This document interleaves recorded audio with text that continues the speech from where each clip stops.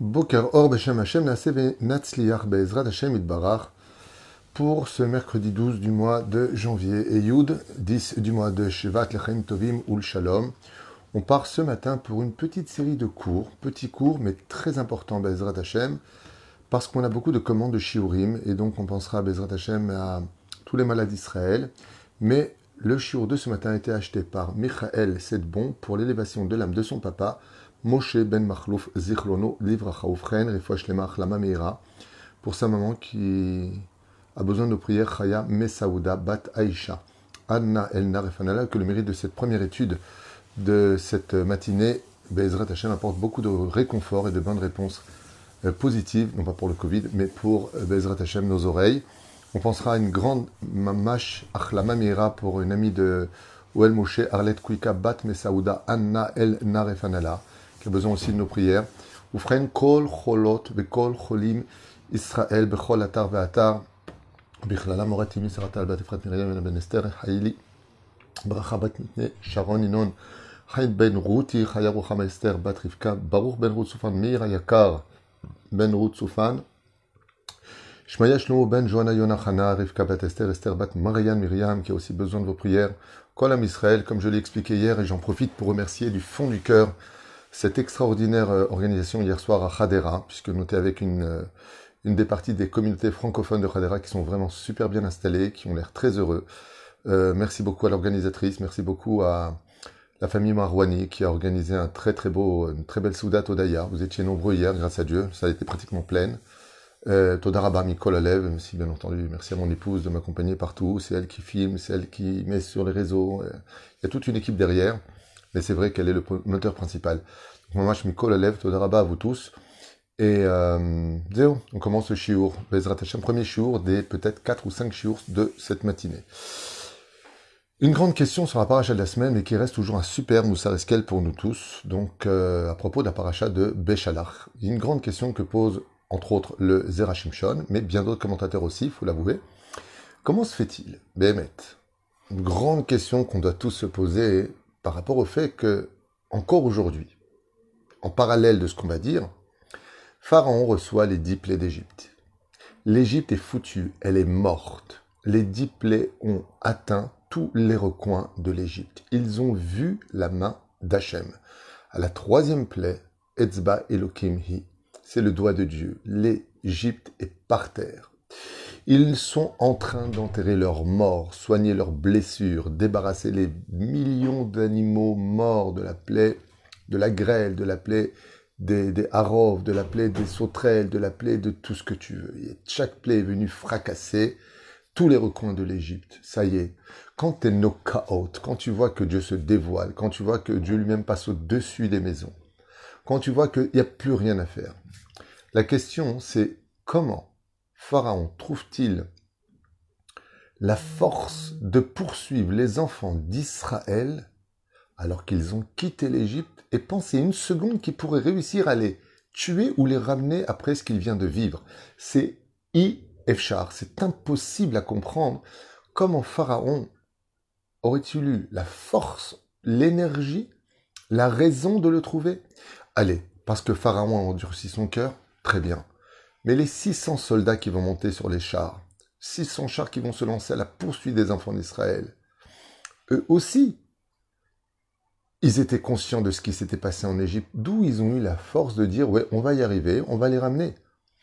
C'est pas possible, il y a un truc qui va pas. Qu'est-ce qu'on aurait raté comme épisode qui se cache dans l'histoire du peuple d'Israël pour que Pharaon et 600 soldats restent fidèles à Pharaon? Mais un truc pareil, pour beaucoup moins que ça, on aurait vu une révolte du pays, et les 600 soldats qui sont partis en guerre étaient les héros de l'Égypte, les soldats les plus vaillants de Pharaon, les plus fidèles à Pharaon. Mais un truc pareil, ils l'auraient tué, comme beaucoup d'empereurs de Rome ont été tués par leurs propres amis, comme le dit le roi David d'ailleurs. Dis-moi qui sont mes amis, parce que mes ennemis, je les connais. Mais très souvent, on est beaucoup plus mené à être... à réaliser qu'on a été trahi par ceux qui étaient plus proches de nous que ceux qui étaient plus loin de nous. Et c'est ce qui d'ailleurs fait le plus de mal. Alors je vous invite à plusieurs réponses à cette très très grande question de cette actualité qu'on a aujourd'hui. Par exemple, après avoir vu que ni la Grèce n'a réussi à nous assimiler, ni 2000 ans en galoute, Am Israël revient sur sa terre. Am Israël traverse toutes les générations. Israël Am, Israël Chai Vekayam. Et encore aujourd'hui, au sein du gouvernement israélien, dans notre propre pays, on veut assimiler et détruire le peuple d'Israël. Lo Yehuman Kesupar. Arrête. Vous qui êtes à la Knesset, vous qui êtes en train de voter, du côté gauchiste, du côté totalement libéré de tout mitzvot, je comprends pas. Vous voyez pas que l'histoire prouve qu'on ne peut pas nous exterminer, que Hitler n'a pas réussi avec 6 millions et plus de juifs brûlés dans les fours crématoires, que le peuple d'Israël est ressorti avec les tefilines à la main et le drapeau à la main. Am Israël, on ne peut pas le perdre. Ça sert à rien de vous fatiguer. Vous croyez quoi? Que vous allez réussir à perdre le peuple d'Israël? Am Israël vivra toujours parce qu'on a une racine ancrée dans la terre qui s'appelle Abraham, Yitzhak et Yaakov. Sarah, Rivka, Rachel, Bella, ils se lèveront toujours devant le trône et tous les tzadikim les plus contemporains qui ont quitté ce monde. Monde prié devant Hachem, vous ne pouvez pas détruire la Torah du peuple d'Israël. Vous n'y arriverez jamais. Et pourtant, ils font comme Pharaon. Ils ne se découragent pas. Il y a de Moussa Eskel à prendre de ça. On a déjà fait des shiurim à propos de les forces du mal ne laissent jamais tomber. À nous aussi, dans les forces du bien, de ne jamais laisser tomber. Ok. Là, je vous invite à rentrer dans la réception de Pharaon. Pharaon comprend, quand il entend la Shirat Hayam qui va se produire après que la mer se soit refermée, un verset qui va éveiller chez lui ce chant si élogieux de la Shirat Hayam, qui est donc allusionné dans le texte de cet extraordinaire épisode, la plus grande de toutes les plaies de l'histoire, la mer Rouge. Il y a marqué Amar Oyev, donc a dit l'ennemi, Erdof, je les poursuivrai, Asig, je les rattraperai, Ahalek Shalal, et nous distribuerons le butin. Si vous observez bien ce verset-là, il fait d'ailleurs allusion à notre période, Hamesh Talafim, nous sommes en l'an 5000 de la création de l'homme, il y a 5 Aleph. Amar, ça commence par la lettre Aleph. Oyev, ça commence par la lettre Aleph, ça fait 2. Erdof, avec la lettre Aleph, ça fait 3. Asig, la lettre Aleph, ça fait 4.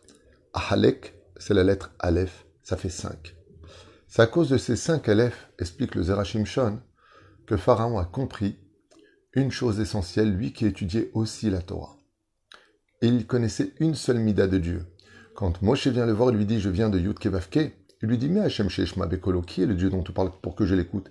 Car le seul Dieu que connaissait Pharaon, c'est Elohim, le Dieu de la nature. Et donc, qu'est-ce qu'il comprend par cela? Il dit « Mais il y a un problème avec ce qui vient de se passer. Peut-être qu'on a eu les 10 plaies du Pharaon, selon le Zerachim Shon, parce qu'on a été trop dur avec les Hébreux, parce qu'on a mis trop d'enthousiasme et de joie à les voir mourir, écrouler sous les coups. Alors peut-être que Dieu nous a remis un petit peu les pendules à l'heure. Mais ce qui est sûr et certain, c'est que c'était pas l'heure pour vous, les Hébreux, de sortir. Et d'où est-ce que tu tiens une telle chose? Comment tu as persuadé tes soldats de te suivre? À cause de ces 5 Aleph. Qu'est-ce que ça veut dire, ces 5 Aleph? Eh bien, tout simplement que la Midat Hadin, la rigueur, la justice dans le monde d'en haut, est composée de 5 partsoufim qu'on appelle Man Safar. Ça veut dire que la Midat Hadin, la rigueur, est divisée par 5 Aleph, si vous préférez. Du mot Elohim, ça commence par Aleph, d'accord, et l'alphabet hébraïque, pour ceux qui comprennent un peu mieux l'étude, eh bien, sont composés donc du chiffre 86. 86, Gematria, Elohim. Donc, combien de rigueur, de justice y a-t-il dans le ciel? 5.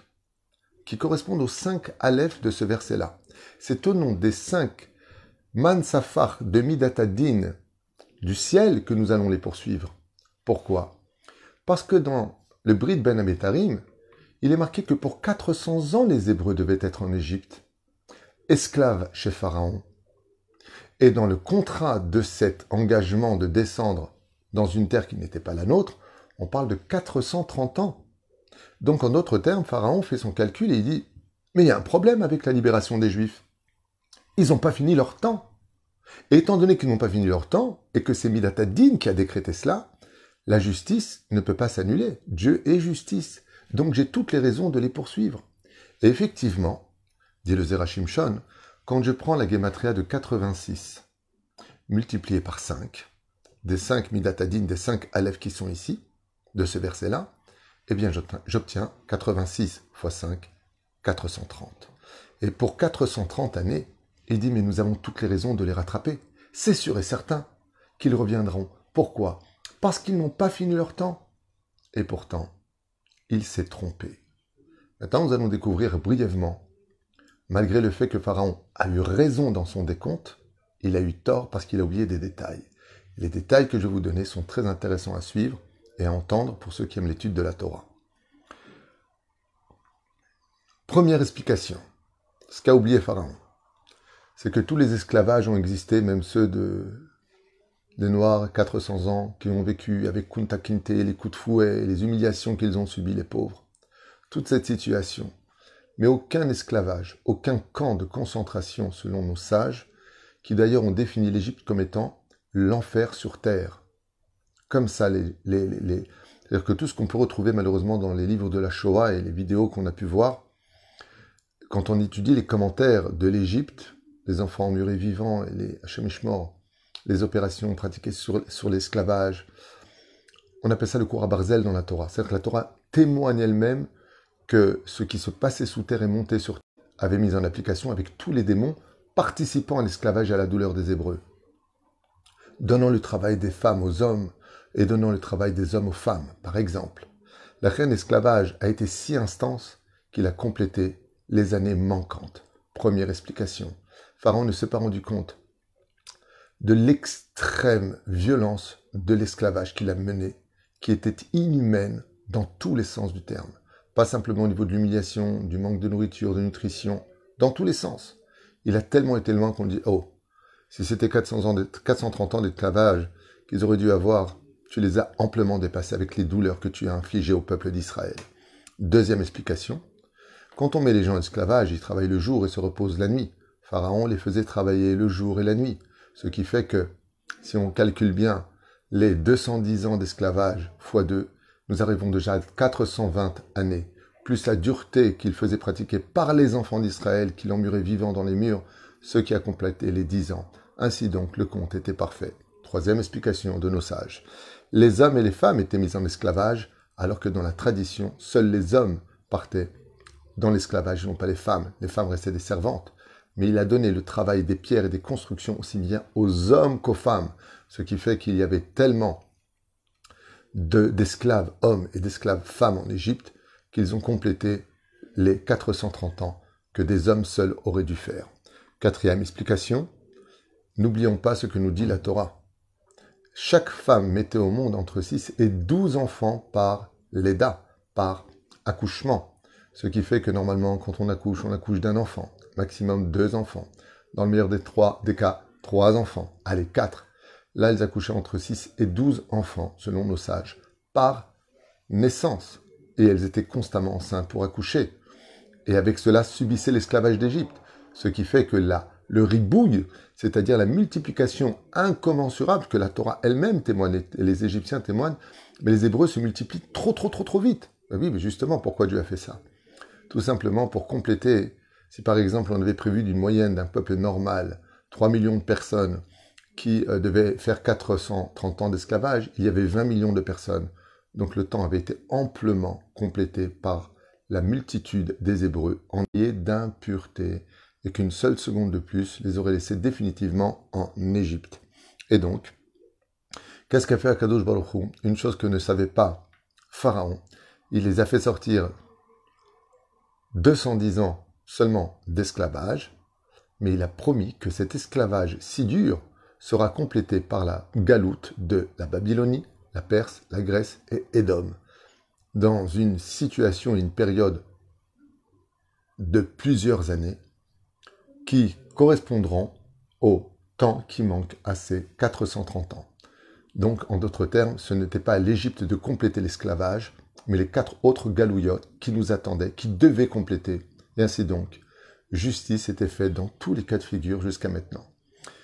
Et la 6e explication, qui est la plus belle de toutes, et qui nous concerne beaucoup en 2022 aujourd'hui, tous autant qu'on est. Écoutez bien.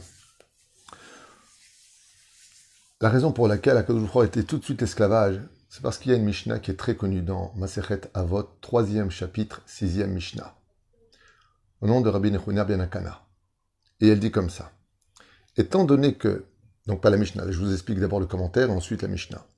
Étant donné que les Hébreux devaient recevoir la Torah au Har Sinaï, et le fait de pratiquer la Torah et les mitzvot, la Masechet Avot nous dit, au nom de Rabbi Nechounia ben Akana, Kol amekabel ol Torah, tout celui qui reçoit sur lui le joug de la Torah et des mitzvot, ma'avirin mimeno ol malchut ve ol derech eretz. On le rend quitte de l'esclavage de ce monde, de la dictature des gouvernements, on le rend quitte de la nature telle qu'elle devait se produire. Derech eretz, c'est-à-dire telles que les choses se font de façon naturelle. Celui qui a la Torah et les mitzvot, il quitte les décrets de la difficulté pour monter dans les décrets du poids de la Torah et des mitzvot. Tu ne peux pas porter deux poids sur tes épaules. Je te dis, ou tu portes ma Torah et mes mitzvot, ou tu porteras l'esclavage de la vie. Et étant donné que les Hébreux étaient voués à aller chercher la Torah et recevoir cette Torah pour la mettre en pratique, ça les rendait automatiquement quittes, même vis-à-vis de Elohim, de l'esclavage d'Égypte. Et la suite est encore plus difficile, car Pharaon était sûr et certain que les Juifs ne suivront pas ni Moshe Rabbeinu, ni la Torah de Dieu, et que les mitzvot ne seraient pas respectés. Car il a dit, ils sont dans un tel état de métro boulot dodo, que je crois qu'ils vont accepter le monde de la Torah et des mitzvot. Les religieux, qui c'est qui s'intéresse à eux? Comme ça disait Pharaon, déjà en Égypte, c'est sûr et certain qu'ils vont trahir, ils vont laisser tomber. Donc il doit revenir. Ils n'accepteront pas le hol, le joug de la Torah et des mitzvot. Sur ce, les enfants d'Israël ont répondu à Moshe Rabbeinu alav shalom, Vayaminu Bashem uv Moshe Avdo. Non seulement nous allons accepter la Torah et les mitzvot, mais nous respecterons aussi les rabbanim qui nous l'enseigneront. Car haïta tshuva shel Béné Israël pour Pharaon, et Pharaon est tombé dans son propre piège, à rentrer dans des calculs au nom de Dieu, car il a oublié juste un petit détail, c'est que dans le peuple d'Israël, il n'y a pas de mektoub, il n'y a pas de fatalité. On peut tout changer en une seule et un seul moment de l'histoire. Tout peut se renverser, mamash, en une seule seconde. Et la reine, Am Israël aujourd'hui, qui subissons des retournements de situation terribles, on donne nos terres avec de l'argent à nos ennemis, de façon absolument gratuite, sans même nous poser la question, même pas de référendum. Ils font ce qu'ils veulent, tout ça vient d'Akadosh Baruch Hu. Ne perdons pas le sourire, ne restons pas non plus les bras croisés, parce que ce que veut Akadosh Baruch Hu, plus que tout au monde aujourd'hui, c'est qu'on soit Vayaminu Bashem uv Moshe Avdo. Sheniske Bezrat Hashem de l'Amir et Akadosh Baruch Hu qui est Melech comme roi sur tous les cœurs d'Israël et que tout dans l'union Bezrat Hashem et l'avancée dans la Torah et les mitzvot à travers la construction de la nation juive sur sa terre, parce qu'on n'est pas venu en Israël pour vivre comme des goïms, on est venu ici pour vivre comme un juif qui se respecte à travers la Torah et les mitzvot, car sinon c'est le retour à l'Égypte. Comme ça nous enseigne il y a déjà des dizaines, des centaines et des milliers d'années, nos rabbanim, comme cette Mishnah de Masechet Avot par Rabbi Nechounia ben Akana, qui faisait partie à l'époque des Tanaïm, il y a 2000 ans en arrière, il nous avait déjà mis en garde. Celui qui prend sur lui le joug de la Torah et des mitzvot, il sera quitte de l'esclavage, de ce gouvernement terrible que nous avons aujourd'hui à l'image de Pharaon. C'est Niskei Yeshua de Nechamot, et je vous dis à tout de suite pour le prochain shiur, pour ceux qui sont intéressés. Kedaï d'écouter. Kol Tuv.